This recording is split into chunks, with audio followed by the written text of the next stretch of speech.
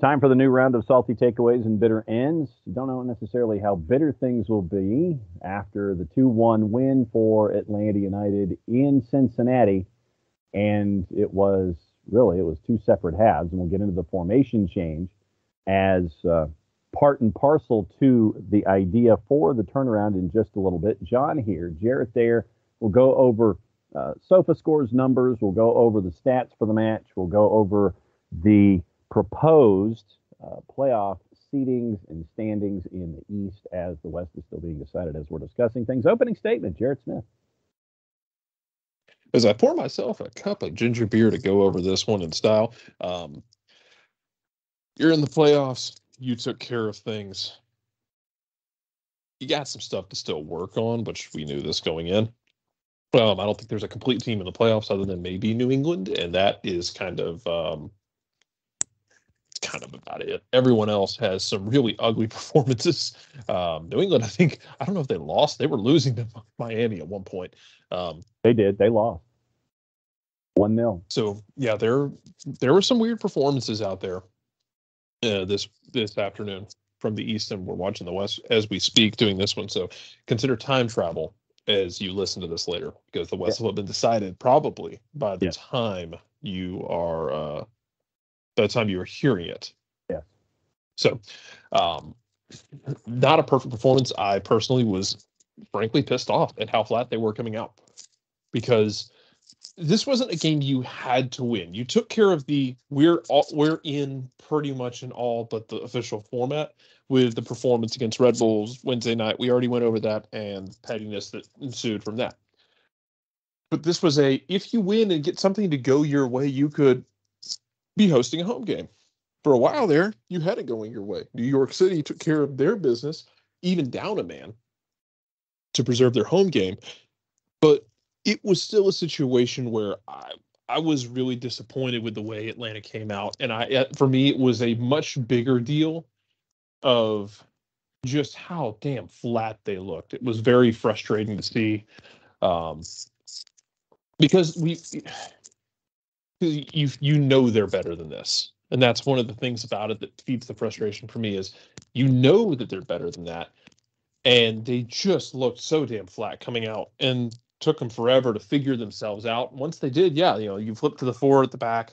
Now, whether, and Gonzalo Pineda talked about it afterward, like there's a difference between, the tactical shift and the emotional shift, and felt the attitudes changed at halftime. And that was as big, if nothing else, was the attitude adjustment. Be that as it may, I still think this is a team that right now, and I think listening to the radio call, there was the discussion of, you're trying to get your best players on the field. Anton Walkes has been a great center back this year. Might not be room on the field for him right now, because that 4 at the back, 4-3-3, 4-2-3-1, 4 whatever you want to call it, that to me looks like the best setup you can have. And I am hard up to find a reason not to take that into the playoffs in a bunch of one-off matches, and to basically have this 3 at the back set up for, whatever you need. Because I would not be surprised if we end up seeing, depending on how New York sets up, whether or not you have to go 3 or 4, and how it's going to fit you. Because we've gone over this before on multiple programs on this network about having one extra man at the back. But you still have to be aggressive in the attack. And that's something Atlanta's going to have to be productive with. And they cannot come out like they did tonight against New York City in Yankee Stadium. They very possibly could get blown off the field if they play like that. And I think they know that. That being said, it's a really good rebound in the second half. Kenneth Vermeer's on that bullshit again, because Kenneth Vermeer gets on his bullshit when he plays Atlanta United. I don't know how, because Kenneth Vermeer is not a great goalkeeper in MLS. No. And that's being very kind. But he got on that bullshit for a few minutes there, made a couple saves that you're like, I don't know how he made that. Don't know if he would make that again. But Atlanta found a way, and I liked the fact that they had the fight and they showed balls, because you're going to need that as much as anything in the playoffs. They've showed you that in 2018. Frankly, they showed you that in 2019. However, people want to remember 2019. But they showed they have balls.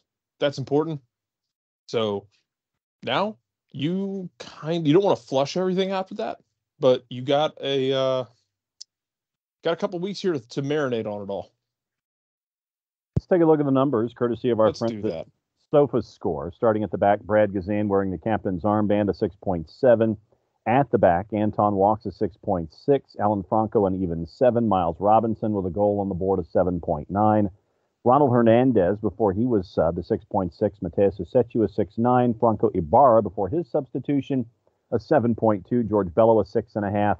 Luis Araujo with a yellow card, a 7.5. Joseph Martinez before his substitution, a goal and a 6.8. And Ezequiel Barco, an 8.5 on Sofa Score with all of the efforts that he had on the day. Substitutions, Jurgen Dahm punched a 7. All the other subs punched a 6. Jake Mulroney a 6.9. Brooks Lennon a 6.7. George Campbell a 6.6. Looking at the statistics for the game, and once again, we always run these statistics knowing that there is context attached to those numbers. So let's go ahead and give them to you. Atlanta United had possession over in the overall, 61-39. 18 total shots for Atlanta United, 4 on target, 9 for FC Cincinnati, 3 on target, 3 blocks for Atlanta United, 2 for FC Cincinnati. 9 corners on the day for Atlanta United, 9-5. 13 fouls for FC Cincinnati to 12 for Atlanta United. Big chances, Atlanta United had 4 of them. They hit the woodwork once, 12 shots from inside the box. Passing numbers at 87% accuracy, 455 of 524. Your long balls, 25 of 42, 60%. Crosses, 11 of 27 for 41%. FC Cincinnati on the day, 81% accuracy, 264 of 3 1/4. 34 of 62 on their long balls at 55%. Only 5 of 17 on crosses at 29%. Atlanta United on the dribble. Dribblers Union was in full force, 17 of 23 at 74% on the day. 2 of 9 for FC Cincinnati. Atlanta United wins about 63% of the duels, 51 of 86. They win 7 of 12 in the air. All the tackles and interception numbers go to FC Cincinnati, 17, 14, 11, 5, and 27 clearances on the day for FC Cincinnati to 11 Atlanta United. And, when we get into, Jarrett, we get into the goals that were scored by Atlanta United. Obviously, you're looking at Miles Robinson finally getting one off a set piece that we have been looking for. There have been close calls. He finally gets the one on the set piece. And I don't think that there are enough colorful metaphors and exclamation points and characters that you can post that make absolute gibberish in a text that can describe what Joseph Martinez did for goal number 2. Yeah, so I talked about this on Twitter. It's like, so this is my thing with Joseph. This is why you can't take him off the field. Because Joseph Martinez can play 89 minutes and 30 seconds of shit soccer. And shit soccer for Joseph Martinez, might be really good for others. But Joseph has this unrealistic standard that everybody's going to have to deal with. We're going to have this conversation, hopefully in 7-8 years when Joseph's gone. Right. Hopefully it's that long. Of basically the fact that Joseph has set a standard in this league and for this team that is not going to be matched. Y'all think folks were spoiled after 2017, 2018? Y'all ain't seen shit yet. Mm-hmm. Wait till you have another striker who's not Joseph Martinez. And yes, the fact that he can do that though, and just for 30 seconds, pop off brilliance that makes 0 sense is why you keep him on the field. Mm-hmm. Because all it takes is 30 seconds for him to turn a game. It's the same reason that in 2 weeks, 2+ weeks, whenever the hell it happens, when you have Atlanta and New York City, even if Joseph is not on fire that game, he's going to play 90 minutes. Because he's that dude. Mm-hmm. All it takes D-U-D-E. He's that dude. Yeah, because all it takes is 30 seconds for him to flip a game on his head. That's what he did. He also whiffed on a goal. He whiffed on a shot. There were mistakes by Joseph. There were chances where you're like, I can't believe he missed that. But then he pulls a rabbit so far out of the hat.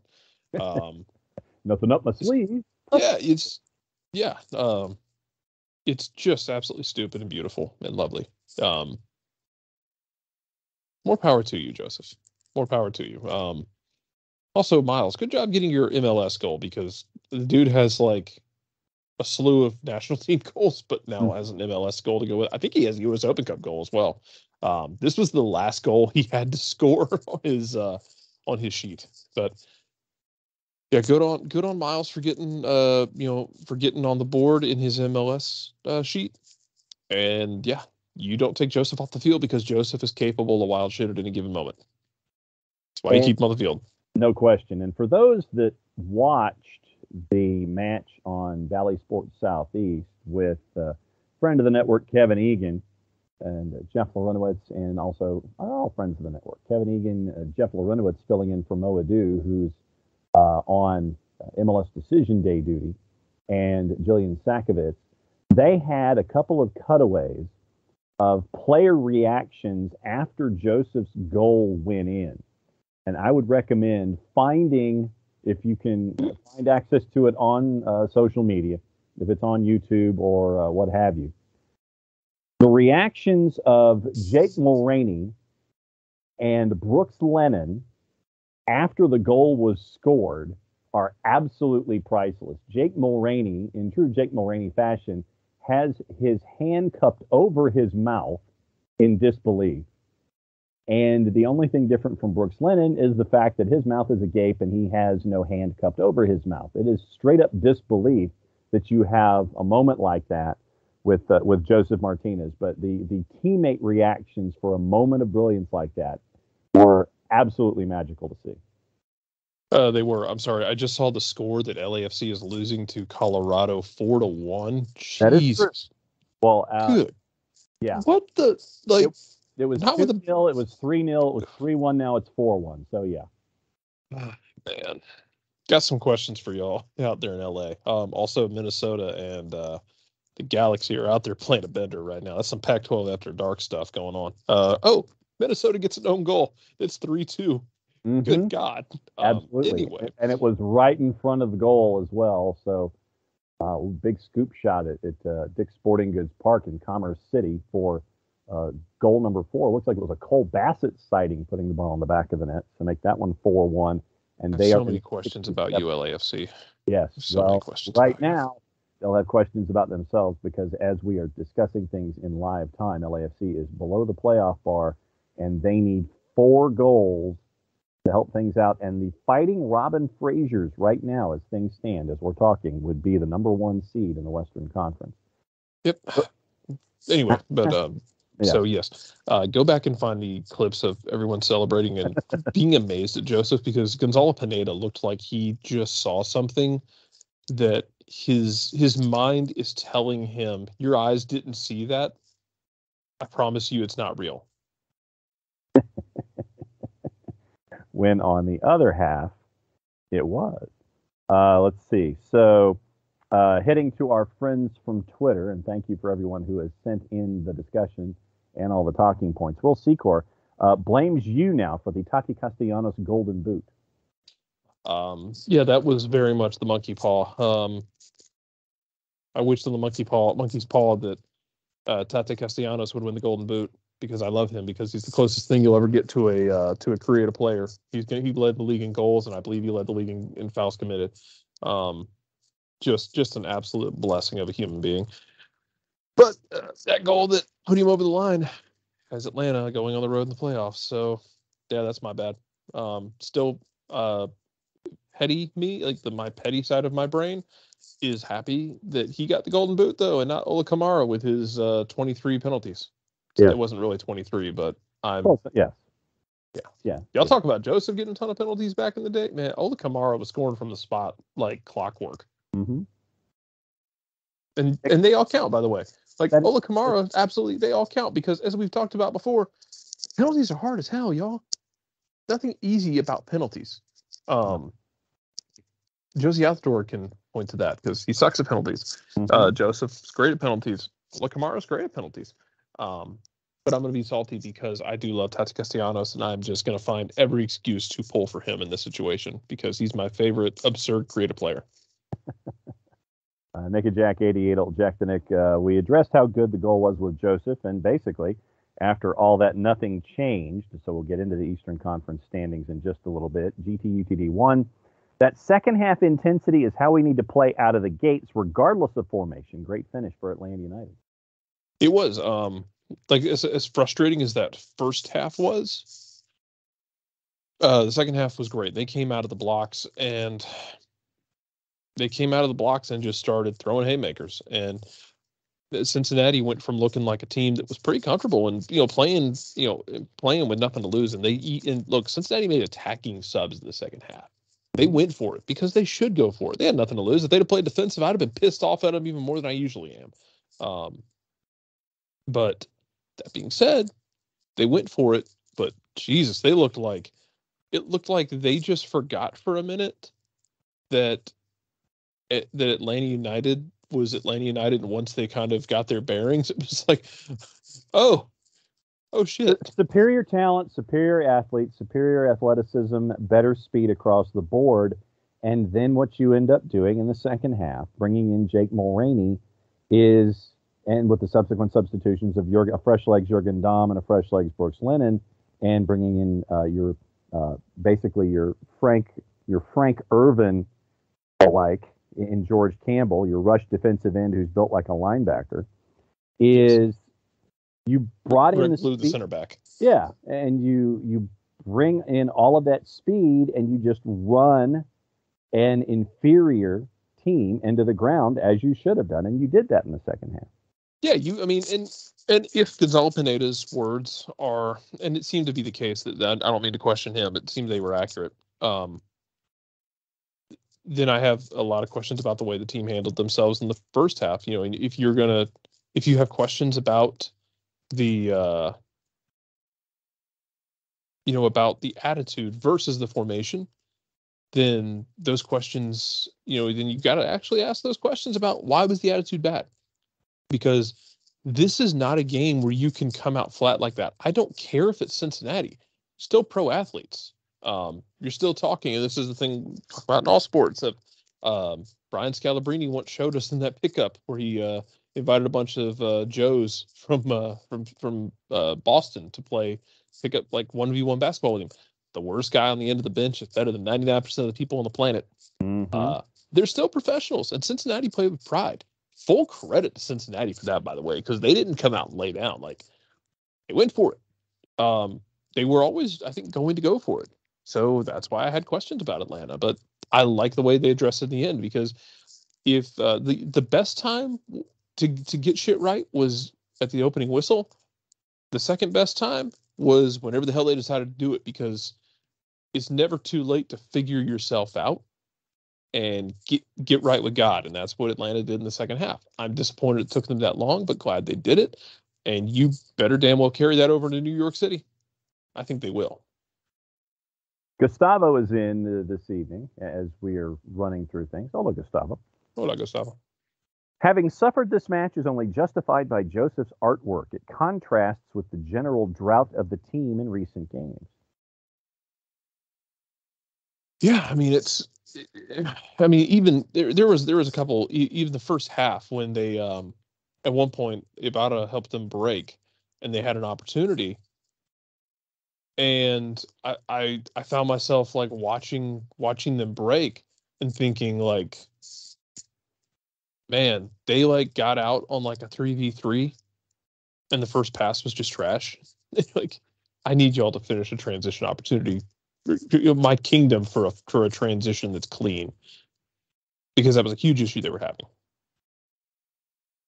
Then the last one on the board from Twitter before we get into the Eastern Conference finish comes from Stizzle. Stizzle says Atlanta United got what they deserved. The pro, they dug out from the hindsight debacle and made it into the playoffs. The con was that they blew 14 points, cost them a 2-3-4 spot, and now have to play at a U11 pitch. That's already in there for a hashtag overreaction Monday. But remember, we've done the math. on this. Mike Conti was our lead mathematician on this, I believe. And if I'm not mistaken, it is a net of 6 points given away, where there were points that were picked up by Atlanta United, despite all the ones that they did lose late. So it is a 6 point difference in the overall. And what that did is, yes, it was the difference between a 5 and a 2. And so that's where we are after the regular season. So running through the regular season and going through how things finished off in the East, all your final scores. Orlando City shuts out a 10-man CF Montreal 2-0, same score Columbus over Chicago. Nashville and the Red Bulls finish at a 1-1 draw. Inter Miami CF beats Revolution 1-0 on the day that they celebrate their supporters shield. Jarrett, guess who scored for Inter Miami? Oh God. Blaise Matuidi? Yep. Of course it was. Blaise Matuidi. So insert irony here. Even a turtle finds some treats in the water sometimes. You ain't kidding. Philadelphia beats a 10-man NYC as Gideon Salalem was sent off in the first half. It was 1-1 there with Philadelphia and NYC. And DC United a 3-1 win over Toronto FC. So let's go over the Eastern Conference. New England celebrates their supporters shield, finishes up with 73 points, 19 clear of Philadelphia, who had 2 more wins than Nashville. Philadelphia is your 2. Nashville is your 3, both at 54 points. NYC on more wins is ahead of Atlanta United at 51 points, 14 wins to 13. Orlando City, well behind in goal difference, ends up with the spot behind them. And then from there, you continue to go down in the standings. Atlanta United was your 5, ahead on goal difference with Orlando City as your 6. Your 7 is Red Bulls at 48 points, a point ahead of the rest of the group that does not make the postseason. DC United at 47, ahead of Columbus on wins 14-13. CF Montreal finishes 10th at 46. Inter Miami at 12, 17, and 5, finish at 41 points. Chicago at 34. Toronto FC with 6 wins on the year at 28. And your wooden spoon gets to stay where it's been the last couple of years. FC Cincinnati, 4 wins, 22 losses, 8 draws, 20 points total, and a goal difference of minus 37. They gave up exactly twice as many goals as they scored in a 34-game season. What do you think about the East in general? I think too, and this is going to be something we discuss tomorrow morning. The most impressive thing of the day to me is still Orlando. I am not a believer in Orlando because I think they are still psychologically insane. True. Orlando went to Montreal, had 2 goals pulled off the board for Montreal. So, I mean, that's just VAR doing its job. But Orlando went in there and got 2 goals and won on the road in a win or go home situation. As critical as I have been and as much I like to make fun of them, I cannot say enough nice things about what Orlando did to go in there and do that. Infinitely impressed by that. As far as the rest of the East goes, we know it runs through Gillette. I don't know how the rest of this shakes out, man.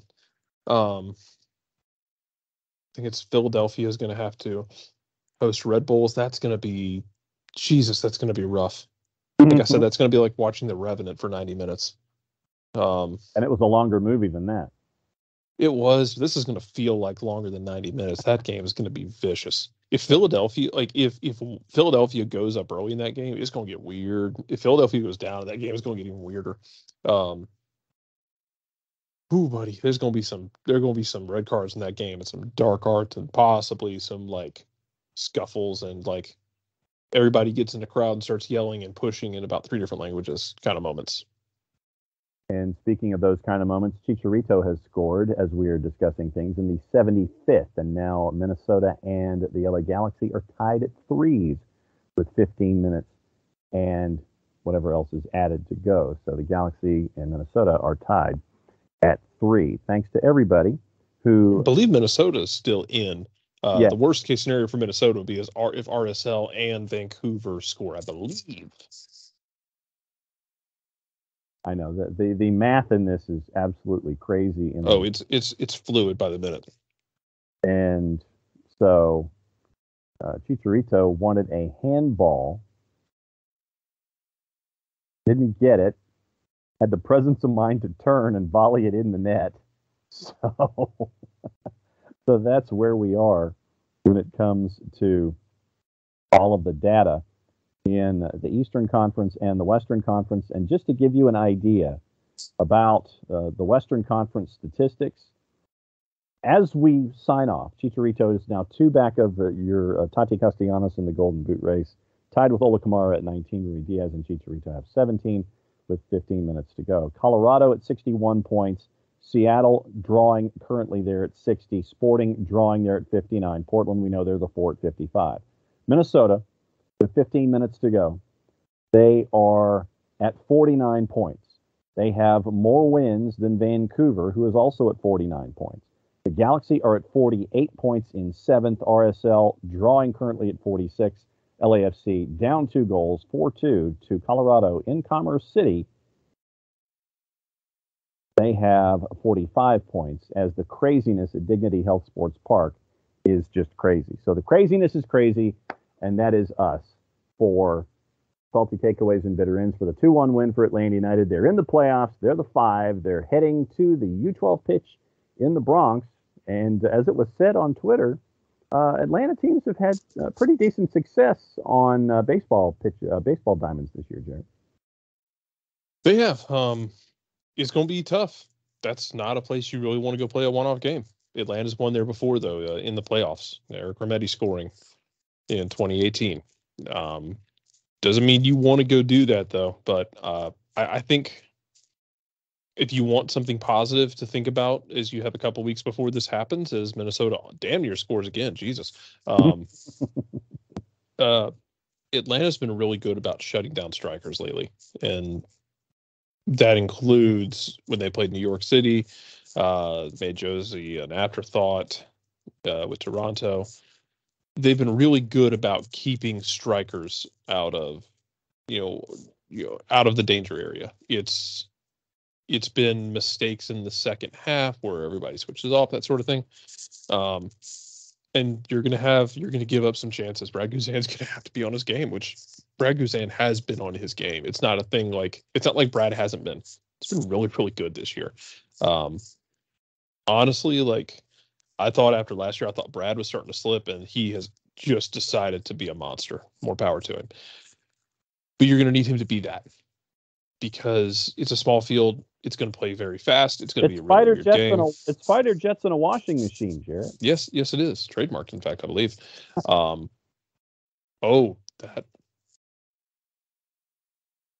That might be. Ooh, I'm sorry. I'm watching. I got distracted by LA Galaxy, Minnesota. As we all are right now. Did Kevin Stott just call a dive? Nothing.